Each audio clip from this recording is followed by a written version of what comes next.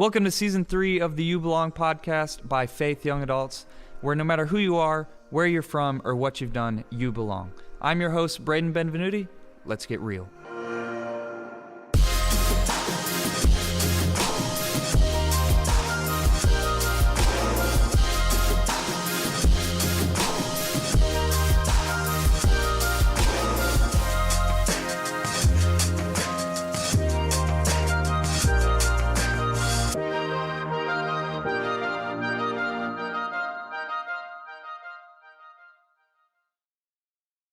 Welcome back to the You Belong podcast. My name is Brayden, your host, as usual. And those of you watching, you can see our surprise guest, but those of you listening can't see. But without further ado, going to introduce the man. We got Austin Burleson on the podcast. How you feeling this morning? Dude, I feel great. I love it. First time on the pod. How do you feel? Yeah, like, a little nervous, but it's okay. It makes sense. Yeah. I was nervous for my first 7 of these, I feel like, recording, but then I kind of got the hang of it. Excited for conversation today, and just see what we got. So people might not know who you are. Listeners don't know Austin, so give us a little bit, couple minutes of who you are, what you do, where you're from, all the good stuff. All right. Well, I'm Austin, and I've lived in Florence since I was in 6th grade. So anyway, I work here at Faith Church. I've been a videographer here for the last 6 months, or 9 months actually. January. Anyway, so been here for 9 months and just got married back in October. So we've almost been married a year. I'm excited for that. We bought a house, and I also have an amazing dog. Her name is Lady. Nice. Yeah. You kind of breezed past. You bought a house? Yes. First house? Yes. That's exciting. Yeah. It was very stressful, but it was great. The house is really pretty, and we're excited. That's incredible. I mean, that's a big, I feel like, accomplishment in life. Yeah. Like you buy a house, it's your home and everything, so that's exciting. Yeah. I got the pleasure to see the house. Yes. It is very nice, I'll confirm. A nice little first home for you guys. I really like everything about it. And then Lady, a great dog. Yeah. How old is Lady? So smart. She is just turned 1 in September. Okay, so puppy still young. Still a puppy. So Austin, what do you like to do outside of what you do at work?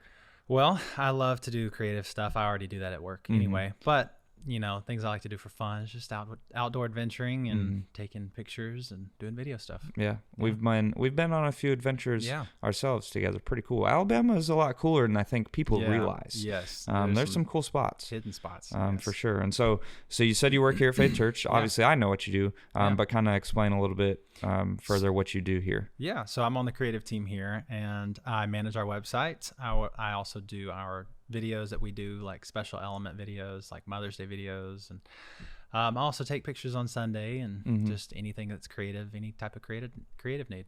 Cool. Take care of it. I don't do that stuff. Yeah, you do. You're a whiz at that stuff. You're very good.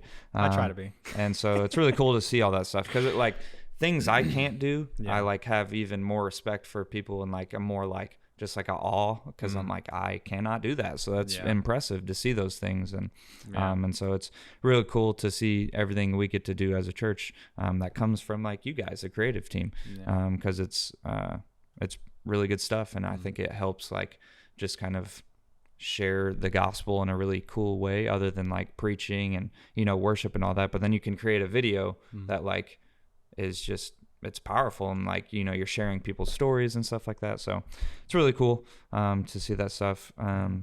Anything else? Well, I'm passionate about that, and sometimes I wish I could be a public speaker like you. That's one thing that you're great at that I can't do. You think so? Wow, yeah, thank you. Yeah. I don't know if I've ever considered myself a public speaker yet, but it is what I do. Pretty much. I speak in public to people. So yeah, it's definitely not something I thought that I would be doing, because when I was younger, I was super afraid to speak in front of people. I remember I had speech, or it was English, and we had to do a speech in 7th grade. Yeah. And it's terrible. I got up, I did not want to go first. I didn't want to go second. I didn't want to go at all. Yeah. And so I wasn't volunteering to get up there. And even when I did it, I was just super nervous. Didn't want to do it. But now it's a big part of what I do now, which is pretty crazy. I think God works like that sometimes. Yeah. Well, that's Austin. Love hearing about you, listeners. That's what you got. That's Austin Burleson. You said you were married, right? Yes. That's pretty cool. Almost for a year, 1 year anniversary coming up. It's exciting. You guys doing anything? We are going to Denver, Colorado. Oh, Colorado. Yeah. That's a cool state. Yeah. We're going to fly out there and go travel the plains of Colorado. Colorado's got some pretty stuff. Yeah. I mean, the mountains are crazy. You know they have sand dunes? No, I did not. You guys got to check it out if it's close. I don't know exactly how close it is to Denver, but there's sand dunes. Yeah. And like you can go like sandboarding down the dunes. I've never been. I really want to, but super cool spot to take pictures and all that. So you guys should check that out for sure. So Colorado, super cool. Well, we didn't come just talk about Austin today. Not all things Austin, but we will be talking about your life kind of. Yeah. So today I'm going to be talking about this idea about finding passion, about discovering passion and why that's important. And so I think a lot of people, they have passion, they find, something they are passionate about. Some people maybe don't think it's a big deal. Some people can't find it. Some people don't know how to find it. Some people don't want to find it maybe. Yeah. And so we'll kind of talk about all that and what your life has looked like on this journey of finding passion. I feel like I've found passions. I think passion can change, and but I've definitely found something I'm passionate about as well, which is really cool. And when God is involved, it's even better. And I think God is almost always involved in something that you're passionate about. So Austin, discovering passion, it's a big deal. It's important. And so some people might not realize that we should have a passion, or maybe they've never realized like how to find it, or that they even need it or want it. So was there a moment for you that you kind of realized like, I don't have a passion, or I want to find a passion? What was that moment kind of like? What led up to it and all that good stuff? Yeah. Growing up, I heard from my parents, you need to find something that you're passionate about and, and then work towards that. And I, at the time I was like in sixth grade or something. And they had bought me a PlayStation for Christmas. And so I became really passionate about playing video games. And I quickly become to realize like I wasn't like beating all the games. Like I was playing Modern Warfare and I was beating like the storyline, and anyway, and I'd go to the next game. And so I just quickly realized like there's no purpose behind it. And I was like, what am I going to get out of this? Like, sure, it's, it allows you to go brain numb and you can have some fun out of it. There's no problem with video games, but I quickly realized like, that's not what I'm really passionate about.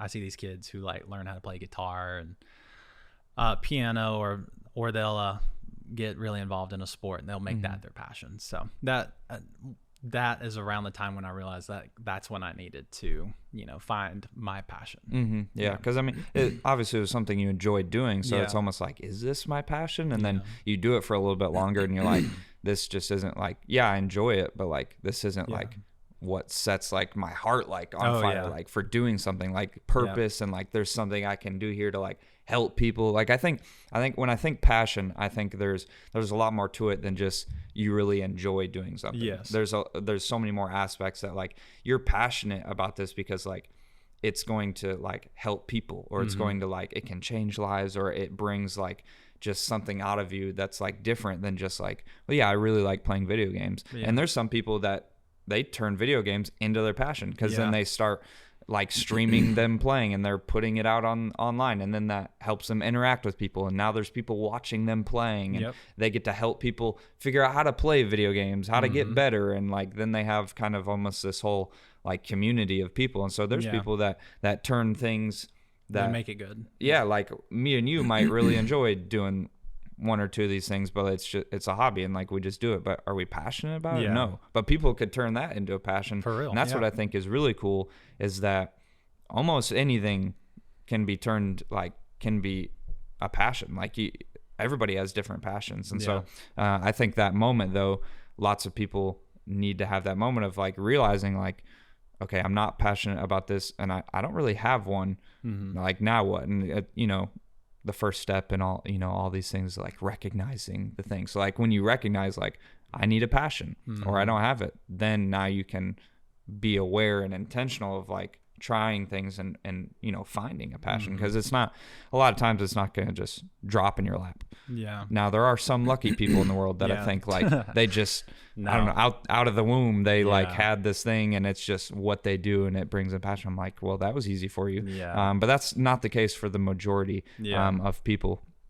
And so you realize that you need a passion, and like that you wanted to find that. And so what kind of was next on that process? So the next journey in life, my dad really, he wanted to help me find that. And so he was like, well, you know what, let's get you involved in some sports. So I played baseball for one season. I played, I did track for a little bit, but my dad got me involved in basketball. We had a little basketball court in our backyard, and he worked on moves, and then he also was just like trying to teach me like form on shooting. And so that was my passion for the next 6 years. So like 6th grade all the way up till senior year. And, I really enjoyed it. It did teach me a lot. It taught me a lot about teamwork, and it taught me a lot about fundamentals of, trying to accomplish a goal and working with other people to do that. Senior year, I asked myself, is this what I want to do? Is this something that I want to progress in college and then go pro with it? And I didn't, want to do that. Yeah. And so I was trying to figure out and discover like, what else am I passionate about?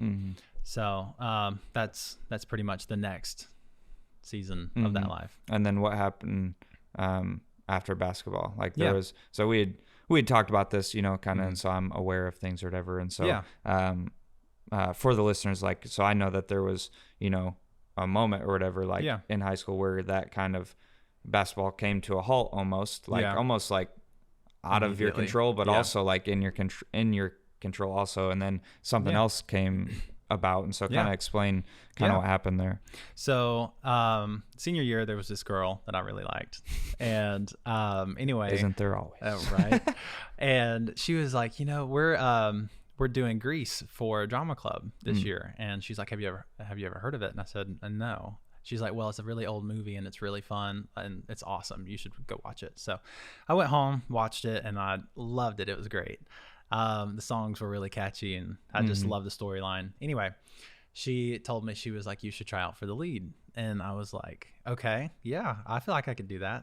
Played Danny Zuko, be all right, Grease Lightning. Yeah. And so I did. I tried out, and I got the part. So there we go. Once that happened, word got out, to my basketball coach, and he was not too thrilled. He moved all of our practices, he moved our practices in place to the same time as our drama club practice. And my drama club teacher or whatever, she like intentionally like worked around my schedule, and she was like, I don't normally do this, but since you're the lead, like I'll work around your schedule and we'll make it work. And so my basketball teacher or coach, again, he had moved our practice and the game to interfere with like the actual show.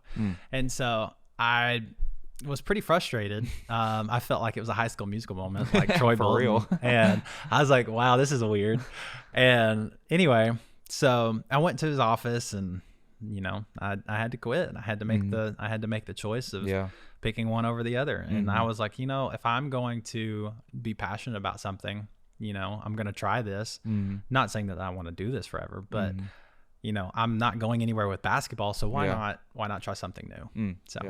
And then, so that's not easy. Like, I think, you might find something like you were doing basketball for a while and you were kind of passionate and you were kind of figuring out if that's something. And then sometimes you have to like let go. Sometimes it's almost like it just happens and you move on to something else. And like, I think there's kind of a natural order sometimes to like passions or things you're doing, that sometimes things just come to an end and that frees you up to move on to something else.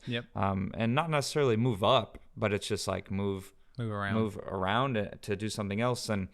And I think that was like a moment like maybe that pushed you further to where you're at now, because if you would have just kept going with basketball, you'd have been like, yeah, I'm passionate about it. Like maybe you were making excuses to like keep doing it, and then you might end up going to play college basketball. And then it's like you're doing something maybe that you weren't really passionate about, and you could have missed out on where you're at now and what you did find. And so, I think realizing that you're not really passionate about things is needed, but it's tough. Right. Because it's something maybe you spend a lot of time in. So it's like, I can't leave it. Your heart's kind of like in it almost. When I was, in basketball and that happened, I had to, do some self-reflecting, and I had to, ask myself, is this what I want to do? And it was still a tough decision because I had to take that chance. I had to risk looking, I had to risk being humiliated. Right. And I had to take a chance, and it worked in my favor, but sometimes that doesn't happen. But luckily, for sure. Cause especially in high school, like, sports are obviously like that's the cool thing to do or whatever. Drama, play, theater, most of the time is seen as like, oh, you do that. And so like to go from that to that, like you got a chance of a lot of the athletes to like that you've been around for so long to like, make fun of you or whatever. But if it's something you want to do, like sometimes you can't care about what people are going to say and how they're going to act, because like that's just their opinion, and that's just like a stigma around things of like, well, if that's what you want to try out and that's what you want to do and you think that it could result in something, then do it, like, and figure that out for yourself. But you can't let people make that decision for you, because if you let people the possibility of being humiliated like overpower your desire to go try something, like then you're never going to find your passion. You're never going to do anything that you really want to do. You're just going to do stuff that you think you should do, or that is going to not result in people making fun of you or hate, or just like, people talking about you almost. And so that's definitely, not an easy spot to be in at any point in life, to like stop something and start something. A transition is always tough in moments like that, but it's needed to find what you're truly passionate about and what you think God has for you to do in life. And so what's kind of next? So you kind of realized basketball wasn't it. You had tried that for a while, went and did the theater, did the play, did Grease, probably killed it. And then keep going. Like what was kind of after that? After that, I graduated high school. Well, let me take that back. So while I'm doing that, I'm also in the youth group here, and I was trying to get more involved, and I didn't really know what to do. But something that I thought was cool was the lyrics. I was like, oh yeah, I could do that. That'd be fun. I was like, I could make it a little bit more creative, make it more youthy looking. So I did that, and I'd walked up to somebody, I don't remember who it was, but they were like, yeah, I'll let you do that. That's fine. So I got involved that way. And from there I was like, oh, well, I can design some stuff for the youth nights. Like I can design like the welcome stuff or the screens or the scriptures or whatever. And so that's where my creative stuff was like born. I was like, wow, this is fun. I get to, tell the gospel through creativity, kind of. And it's I always like helping people too, and so I felt like this is a passion where I also get to help people. So I just thought that was really cool, and I just kept going with it. I learned how to take pictures in youth group, and I borrowed Miss Heather's camera and also the churches here and there, and during the events, and I learned how to shoot manual mode, not just automatic. And so from there I learned photography, graphic design, and then years down the road, video. So that's like I've always continued with my creativity by building the tools in my tool belt. And I love doing creative stuff. So that's where I discovered it. So that, it seems like when you kind of stopped doing basketball and then kind of took that chance in doing the play, I feel like that's kind of in the same vein, kind of same world as like artsy. Where you're at now. It's the artistic, the creative side of things, and so that kind of almost I feel like pushed you more in that direction, to find that. And you were finding it at school, then you were kind of finding it in church, within the youth ministry of like doing those things, and those were kind of like, it's almost like it's just pushing you further towards finding that, and then you found it. So when was there a moment where you feel like that you found like your passion, like finally? Like, I will say, you know, it's kind of like a gradual thing. I had to keep asking myself, like, is this what I want to do? Is this what I want to do? Because in the meantime, like I was working at Texas Roadhouse and Walmart and some other places, and it just really, it didn't fall in the creative, you know, world. And I got a job here initially, and it kind of helped fuel that. And I was like, you know, this is what I want to do. Once I finally got a job in the creative world, I felt like that's what I want to do. And that was my passion. Not to say you can't, you know, have a passion that's not your job, because, you know, you may not be passionate about electricity, but you're an electrician, you know, and you might have something that you do on the side.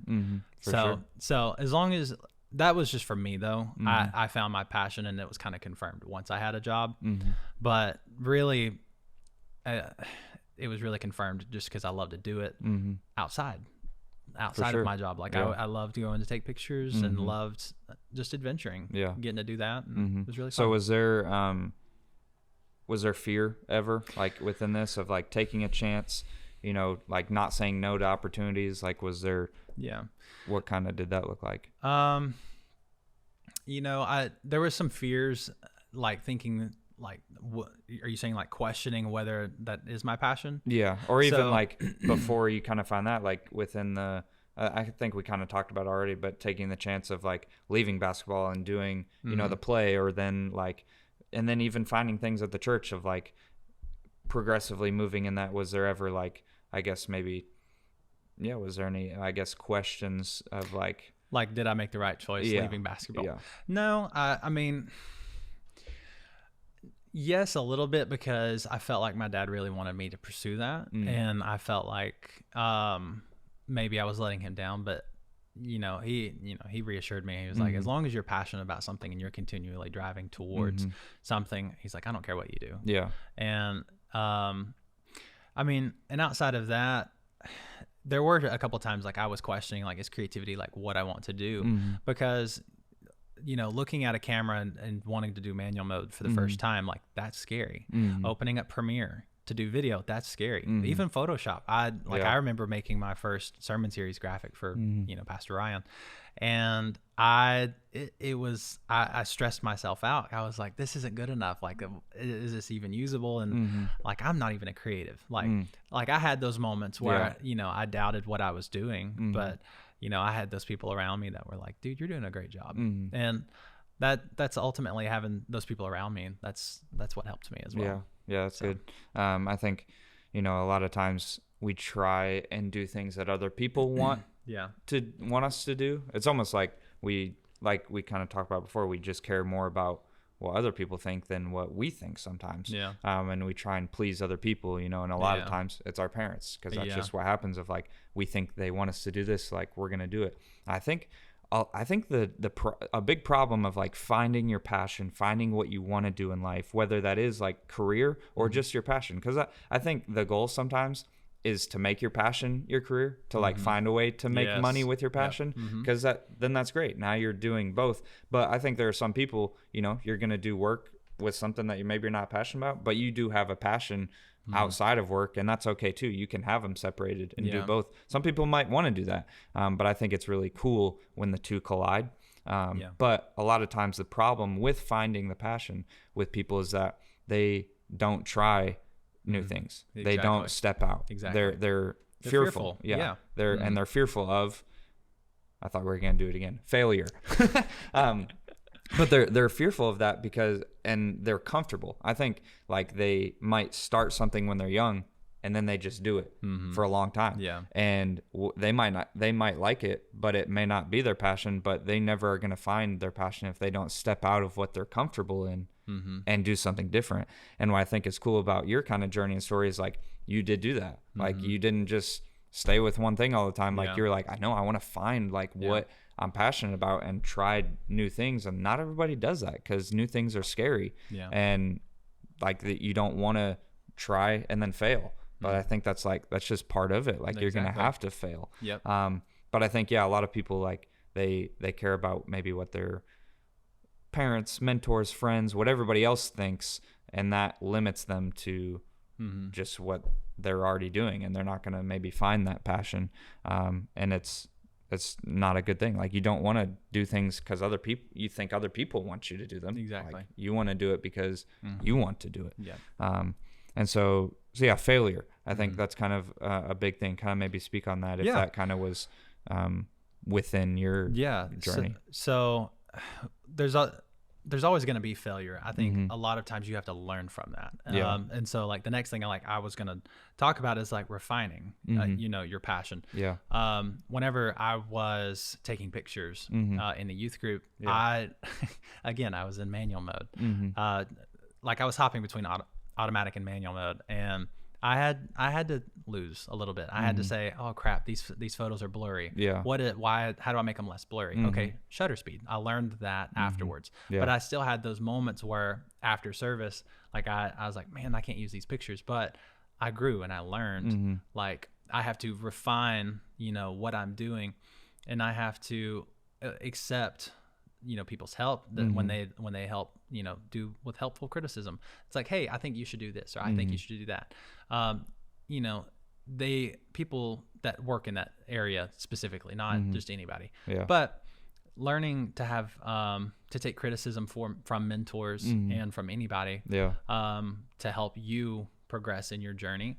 As long as you're willing to take, advice, and you're willing to have that criticism, there we go, sorry, the criticism, then you're able to grow, as long as you refine. So yeah, that's good. So you find your passion, right? You found it in creativity, and there's the journey of finding it and trying new things, like maybe finding something you like, but then it's not your passion. So then there's the process of like trying, retrying, doing different things. But then once you find it, is that like, and the answer I think is clear because of what you were just saying. Yeah. Once you find the passion, now is that it? Like, is the journey over? No, you progress it, and you grow, and you expand on your passions. Like, my initial one was photography. Yeah. And lyrics, sorry. But from there, like it went to graphic design, and then to video, and then and now there's it's a bigger world. It's a huge like web design now. That's another creative one. So just continue to grow. Yeah, and it's not only like the kind of broadening, but it's also the like honing in on the skills of those. Like, you're not going to stay the same. Like, oh, this photography is my passion, and like now you just stay the same. Like, you're going to get better. You're going to work on that because it's your passion. So you're going to want to be the best that you can be at it. So once you find the passion, that's not the end of the journey. Now you found something that you feel like, I feel like for you, probably like God kind of like, this is what he kind of created you to do, was to create, which is kind of cool. But like now you got to steward your passion well. And so what are you going to do? Are you going to keep working and keep getting better? Or like, you're just going to sit back and be like, well, I found the passion, I'm just going to stay in my lane and like, just stay at this same pace. Like, no, you're going to run faster. You're going to, it's going to be a thing of like working and keep making better. Cause now like 10, 20 years, like you're going to be way further along, and like you're going to be able to do more because you worked harder at it. And so I think what you said, refining is important. I think sometimes in a lot of things, once we find something, we think like finding it is the end of the journey, and almost sometimes it's like, well, no, that's like the real beginning. That is the real beginning. Yes. And now it's like another journey of, now it's, you found it, and now it's like building that and working on that. And so I think I think that's important for people to know, because I think sometimes we confuse that of like, it's not always the destination, like isn't the final thing. Like that's, you have one journey of finding it, you meet the destination, like you're there, and now it's a totally different journey. And it's almost like a longer, but like more important and more fun journey. Because now it's like you found it, you're over the hump of all that stuff, and now it's, you can live like in your passion, you can do what you want to do, and you can bring glory to God through it. You can reach people, you can help people, like you said, and like work with people. It's just a beautiful thing. Finding your passion. Anything else you want to kind of add in that towards the end of that? Well, I mean, I'm gonna just expand on what you said a little bit. Once you find your passion, you can try your best to refine it. And once you refine it enough to where you feel like, okay, I'm really good at this, I got to that point where I was like, like, oh, I think I want to do something else while I'm still doing this. So, and that's where all these extra little things come on. I didn't take all this on at once. Yeah. Like this was, okay, let me master photography. And I'm still growing in photography since then, but just learning how to use manual mode, like very well. From there, I was like, okay, I think I could do something else. So that's, once you don't take everything on at once, like that was something I had to learn. And once you grow and you master that one thing, then you can take something else on, because I did have a season where I took on too much at once and it was like really overwhelming. And you know, creatives, once you get overwhelmed, you kind of just want to like toss it out the window, if you know what I mean? Yeah.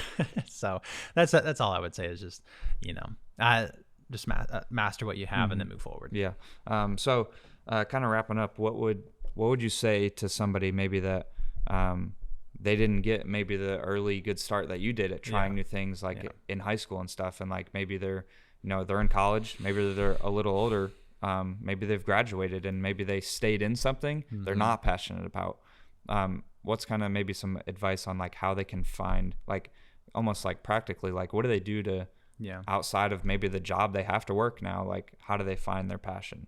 Yeah. You know, it's kind of funny. I get picked on a lot because I don't watch TV. Like I might watch a movie here and there, but like I don't watch TV. I don't play video games really.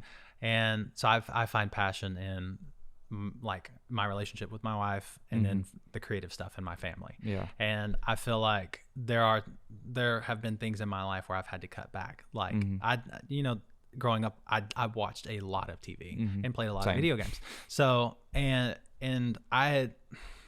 you just have to find those moments in life where you feel like you are spending a lot of not purpose time. Like, I still find myself like on my phone too much. Like that, to me, that's going mind numb.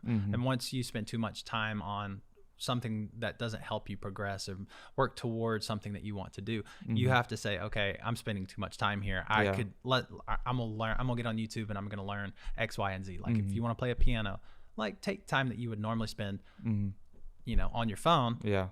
You can still be on your phone. Go to YouTube, learn how to do whatever, so that's kind of where I would say is like find time where you can take away of wasted time and put it more towards something purposed. That's good. I think a lot of times we make the excuse like, oh, I don't have time. How am I going to find my passion? I work full time. I do this and that. Well, it's like when you like, if you were to like video your life for a week, you would see all the time you waste watching TV and like watch an episode, cool. But a lot of us, we watch like 7 episodes. Yes, we'll binge. Or you're on your phone and it's like, you're not doing anything, like you said, with purpose. I think that's really cool, of like find the time where you're doing stuff that's not really purposeful, and now replace that with doing something that is, because I think almost everybody has something in their mind. Like right now in this moment, everybody has something that they haven't done yet that they want to try. But it's almost like it's just in the back of your mind and it's not a big deal. Make it important. Cut some time and go try it. If it doesn't work out, all right, now there's something else probably that's going to come to your mind that you want to try. And so it's almost just like you just got to try it. Like you just have to be intentional and make some time and go try something new. And it may not even be something you like want to do, but like go do it and you might find something else within that. Or you might realize, okay, this area is off limits. I'm never doing something like this again. And now that still moves you forward. Kind of like working out. It's like, you think you want to go work out, you go to work out and then you realize, you know what, I actually like running better. Like that's a terrible example, but it's something like, I mean, if you go to the gym and you lift weights and you're like, well, I just don't know if this is the avenue, but then you like see something else at the gym, you're like, let me try that. Like biking. Or spin class. Never would have found that if you didn't go to the gym initially. So there's things you can try that'll redirect you. There's things maybe you find it's it. There's things that are completely not it. But I think the thing to remember, and there's a couple quotes we got that I kind of want to share, and they're cheesy, but they're true. And it's Wayne Gretzky, you miss 100% of the shots you don't take. And I mean, it's the most quotable quote in the world. But it's true. Like if you never try it, like you're going to miss, like you're not going to find it. And then another one, if you want to say it. So Zig Ziglar, if you aim at nothing, you'll hit it every time. So just have something to aim at. That same idea. If you're not going to, if you don't try it, like you're going to hit that target. It's nothing. And so, those two things. You miss 100% of shots you don't take. And if you aim at nothing, you're going to hit it every time. Yep. So take the chance, discover your passion, because it's a beautiful thing when you find something that like lights you up and like sets you on fire, and you can help people, or you can bring other people along and work with them, or it's just a great thing when you can find something that like you think is like almost like helping the world, like you're like making a difference type of thing. So just encourage you guys, if you haven't found your passion, try new things, put yourself out there, even with the fear of failure, put that aside and try it. And then if you have found your passion, don't quit there. Keep refining it, like you said, keep developing it, and keep seeing where that could take you. So yeah, Austin, thank you so much for being on. Really appreciate you hearing your story and kind of just your thoughts on passion. It was a really good conversation. Anything you want to say before we go? Thank you for having me on the podcast. Perfect. Hopefully we'll have you on again sometime in the future. Yes, sir. Thank you guys so much for watching or for listening on whatever platform. Really appreciate you guys. Hopefully this was a good conversation that encouraged you and challenged you and inspired you. And we'll see you guys next time. Peace.